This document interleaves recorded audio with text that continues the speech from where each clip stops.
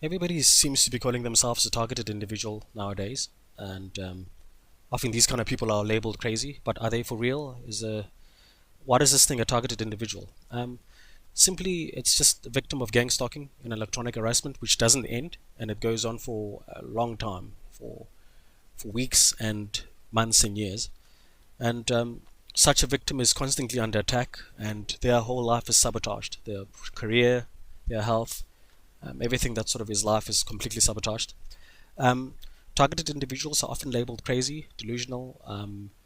They sort of, when they try and explain what's happening to them, it seems like somebody who needs help, and seems like surely there must be some kind of pill or institution that can sort of take your paranoia away.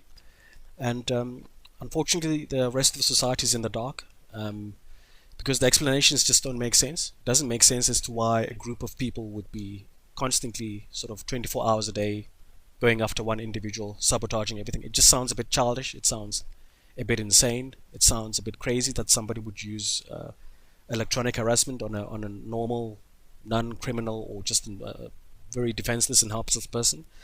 So all of it sounds unbelievable, and it doesn't sort of, it's not rational. But it is real. It's happening. And I think most of the confusion is when the victim tries to explain. And for every explanation, there's a bit of a counter argument, or when victim tries to explain that I'm hearing voices in my head constantly, which is voice to skull. The counter argument to that would be like this: there's a mental disease, there's a mental illness for that. It's called schizophrenia. So just get help and go to hospital, take your medication.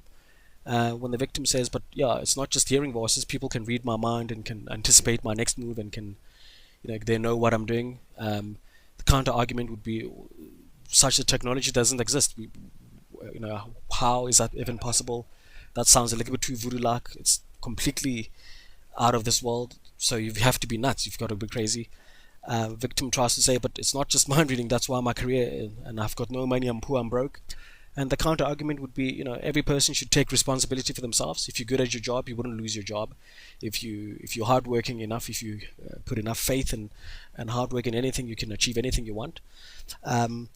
So victim goes forward and explain that I've lost all my friends. I've got no relationships. My partner, girlfriend, boyfriend has left me. My family's against me. And counter argument would be, hey, but if you're a positive person, if you're a lively person, if you're in a good mood, if you're just constructive, if you're just a good vibe type of person, then surely you should be able to make lots of friends. So it seems like every explanation that the targeted individual gives, it just doesn't add up. It doesn't kind of make sense. And how many TIs are actually there in the world? There's no official number. I've tried to come up with a guesstimate. I guess there's about over 3 million people that are actually targeted, and they're real.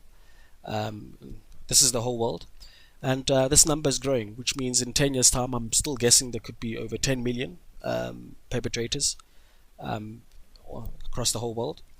And who can be targeted? It can be anybody. It could also be children, could be pets, and targeting a person. This whole thing of gangstalking and being a targeted individual, it's a crime. So just like anybody can get shot, or anybody can be robbed, or anybody can be sort of mugged, or have an unfortunate crime happen to them. And the typical hardships of what any sort of victim goes through, I mean, biggest one is health. They are under constant pain. Usually there's a fake heart rate, there's a pain to the brain. The brain has actually been systematically destroyed. There's pain in other organs of the body as well. There's just all kinds of pain that you can imagine. So electronic harassment is actually a weapon that's being used against the victim. There's also a mental and psychological kind of warfare.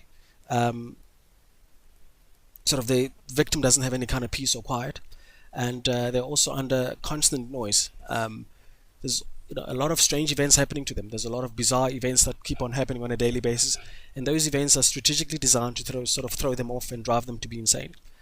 Another problem is that targeted individuals, typically, in most cases, they don't have any kind of privacy. This is how their attacks are so effective. They've got no privacy in their home, wherever they go. They've got zero privacy, so the attackers can see exactly what they're doing, everything they're doing.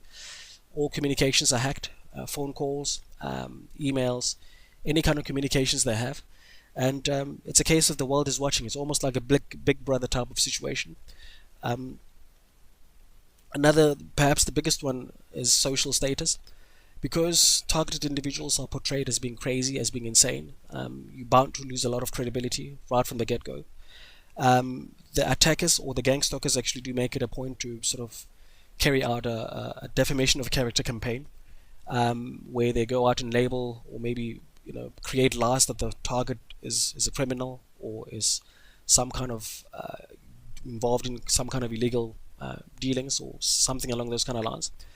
And just losing friends and having no friends and having no relationships. I mean, just as a result of so much drama and so much negativity, and not having any kind of social status, that's bound to happen, and also being perceived as crazy.